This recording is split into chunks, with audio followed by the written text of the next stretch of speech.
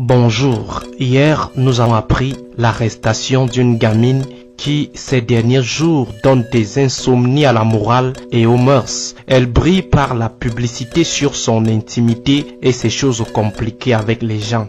Elle a été arrêtée et en cours des mois d'emprisonnement. De façon hâtive, on est tenté de remercier les forces de maintien de l'ordre moral et social d'avoir mis hors d'état de nuire une Amazone de la déviance sexuelle en état de condensation, en état de maturation.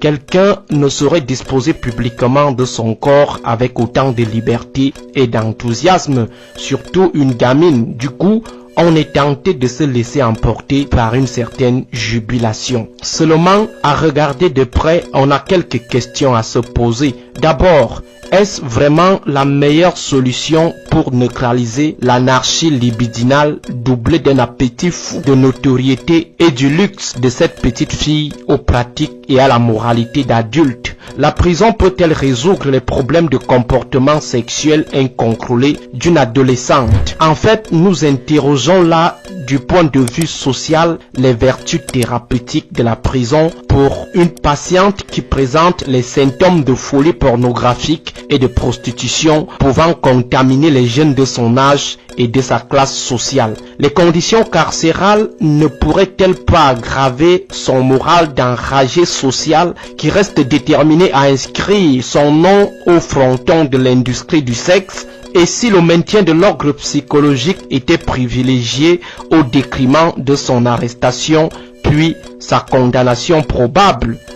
Autre question, pourquoi ce maintien de l'ordre moral à deux vitesses au regard de certaines récentes jurisprudences? On a par exemple le cas de ce jeune homme qui ne cesse de vanter ses tendances et pratiques sexuelles de sexe identique, faisant explicitement l'apologie de son ordre sexuel, des pratiques encore pénalisées au Cameroun en attendant le triomphe officiel probable de l'ordre de ce jeune homme, des pratiques considérées comme contre nature par les traditions religieuses et ancestrales. Mais ce jeune homme n'hésite pas à narguer la société hétérosexuelle et le maintien de l'ordre moral.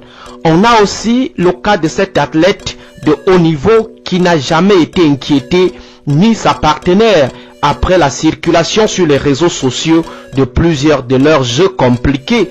Le policier et le juge des litiges liés aux mœurs sexuelles sont restés jusqu'ici très muets. Ils ont totalement perdu leurs moyens au point de rassurer l'athlète qu'elle peut obtenir avec aisance une quelconque réhabilitation sociale après un acte de contrition incomplet. Incomplet parce que dans cet acte, elle ne dit pas à la nation l'objet de la faute que la morale nationale doit absoudre. La troisième question est celle des référents avoués de la démarche de cette petite fille qui ne tient pas encore le terminus de sa croissance sociale. Dans l'une de ses sorties, il y a de cela quelques semaines, elle avoue ruminer une envie débordante d'étalonner la renommée de ses grandes sœurs et mamans de la filière influence à l'africaine. Une filière très floue qui a été promue par l'État du Cameroun, voire toute la société camerounaise qui a fait des influenceuses et des influenceurs des repères sociaux.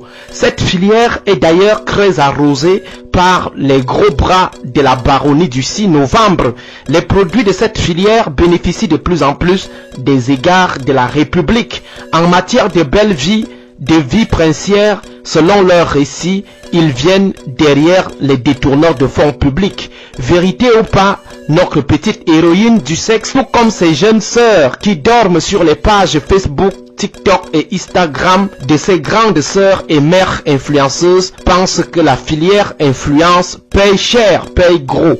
Alors, lorsque les autorités et la société camerounaise décident de dérouler le tapis rouge à cette nouvelle filière au contour flou, ont-elles pensé à la poussée mimétique? Est-ce qu'au lieu de jeter expéditivement celle qui jure main sur le cœur de porter le drapeau du Cameroun dans l'industrie mondiale de la déviance sexuelle, on ne peut pas adopter la posture du tous coupable de la cellule familiale à la présidence de la République qui fait voyager les influenceuses génocidaires en première classe aux frais du contribuable camerounais pour des missions dont elles seules maîtrisent la nature, la pertinence et l'opportunité? Lorsqu'un État coule, tout coule, tout s'écroule. Bonne journée à tous.